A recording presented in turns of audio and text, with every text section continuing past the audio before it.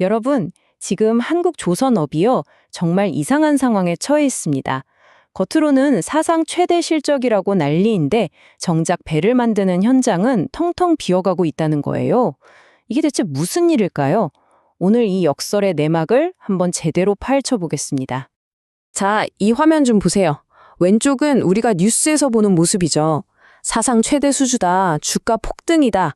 아주 그냥 축제 분위기죠. 근데 오른쪽, 이게 바로 현실입니다. 사람들은 다 떠나가고 산업 기반이 무너지고 있다는 비명이 들려와요. 이 엄청난 차이, 대체 왜 생기는 걸까요? 자, 그럼 먼저 이 역설의 한쪽 면, 그러니까 겉으로 보이는 화려한 성공부터 한번 들여다보죠. 뭐랄까, 살얼음판 위의 호황이라고나 할까요? 이게 틀린 말은 아니에요, 정말로. LNG 운반선처럼 아주 비싸고 기술력 필요한 배들 있잖아요. 그 주문이 전 세계에서 한국으로 막 쏟아져 들어오고 있어요. 그러니 당연히 주가도 덩달아 오르죠. 진짜 숫자만 딱 놓고 보면 와, 역대급 호황이네 싶다니까요. 그런데 말이죠. 바로 여기서 이상한 점이 생깁니다. 아니, 이렇게 일이 넘쳐나는데 그럼 그 일을 할 사람들은 다 어디로 갔을까요? 그쵸? 이 질문에서부터 오늘 이야기의 미스테리가 시작되는 겁니다. 자, 그 미스터리를 푸는 첫 번째 열쇠, 바로 사라진 한국인 노동자입니다. 도대체 왜 그 기술 좋던 우리 기술자들이 조선소를 떠날 수밖에 없었는지 그 배경부터 한번 깊숙이 들어가 보죠.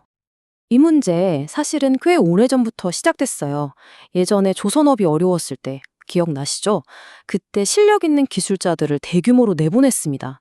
그리고 이제 다시 일이 많아지니까 사람을 뽑으려고 하는데 문제는 뭐냐? 임금을 예전만큼 안 주려고 한 거죠. 그럼 어떻게 될까요?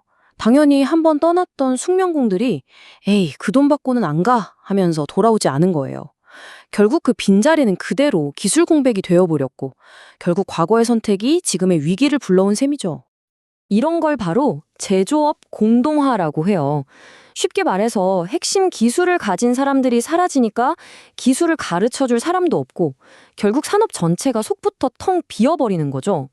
정말 위험한 신호인데 지금 한국 조선업이 딱 그 갈림길에 서 있는 겁니다. 이거 진짜 심각하게 받아들여야 해요. 자, 그럼 한국인 숙련공이 떠난 그 빈자리는 누가 채웠을까요? 여기서부터 이 산업의 어두운 이면이 드러나기 시작합니다. 바로 유학생 노동자 파이프라인이라는 좀 기형적인 시스템이 등장하는 거죠. 지금 조선소 현장은요, 크게 두 부류의 외국인 인력에 의존하고 있어요.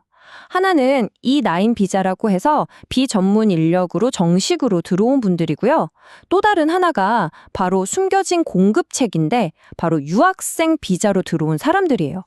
아니, 공부하러 온 학생들이 어떻게 조선소에서 일을 하냐고요. 그쵸? 그 과정이 정말 기가 막힙니다. 한번 보세요.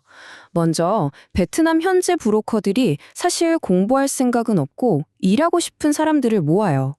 그리고는 재정증명서 같은 서류를 막 위조해서 유학비자를 받아주는 거죠. 물론 그 대가로 어마어마한 돈을 받고요. 그럼 이 가짜 유학생들은 한국에 오자마자 엄청난 빚쟁이가 되는 겁니다. 결국 이 사람들은 학교로 가는 게 아니라 그 빚을 갚기 위해 곧바로 조선소로 가서 불법으로 일을 시작하게 되는 거죠. 이런 불법 시스템이 한 개인에게 얼마나 큰 희생을 요구하는지 그 시작을 보여주는 숫자가 하나 있습니다. 바로 1,100만 원. 이게 한 사람이 한국에 와서 일하기 위해 브로커에게 내는 평균 비용입니다. 생각해보세요. 일을 시작하기도 전에 어쩌면 평생을 갚아야 할지도 모르는 빚부터 지고 시작하는 거예요. 그렇게 되면 어떻게 될까요? 당연히 처음부터 빚에 허덕이게 되고요. 신부는 불법 체류자죠. 그러니까 위험한 조선소 현장에 그대로 내몰려도 어떤 착취를 당해도 하소연할 곳이 없는 겁니다. 말 그대로 안전과 인권의 사각지대에 완전히 갇혀버리는 거죠. 근데 이게 단순히 안타까운 인권 문제에서 끝나지가 않아요. 결국 이 문제는 한국 조선업의 가장 큰 자부심이자 심장인 품질 경쟁력을 위협하는 수준까지 와버렸습니다. 이 문제를 두고 현장에서는 의견이 팽팽하게 맞서고 있어요. 노동조합 쪽에서는 이런 식으로 값싼 외국 인력에만 의존하지 말고 우리 한국 기술자들 대우부터 제대로 해줘라 이렇게 주장하고요. 반면에 회사 쪽에서는 아니 당장 주문은 밀려 있는데 사람이 없는데 어떡하냐, 납기를 맞추려면 어쩔 수 없다 이렇게 나오는 거죠. 사실 들어보면 양쪽 다 일리가 있어서 이게 참 해결이 어려운 문제입니다. 자, 바로 이 지점이 가장 중요합니다. 한국 조선업이 왜 세계 최고였죠? 바로 압도적인 품질 때문이었습니다. 그런데 실력 있는 사람들은 떠나고 그 자리를 경험 없는 인력이 채우다 보니 우리의 가장 날카로운 무기가 점점 무뎌지고 있는 거예요. 더 무서운 건 바로 그 틈을 타서 중국 같은 경쟁국들이 정말 무섭게 우리를 쫓아오고 있다는 겁니다. 그럼 이런 심각한 상황에 대해서 정부나 업계는 가만히 보고만 있을까요? 당연히 대책을 내놨겠죠. 그런데 그 대책을 한번 뜯어보면 어쩌면 더 근본적인 문제가 보일지도 모릅니다.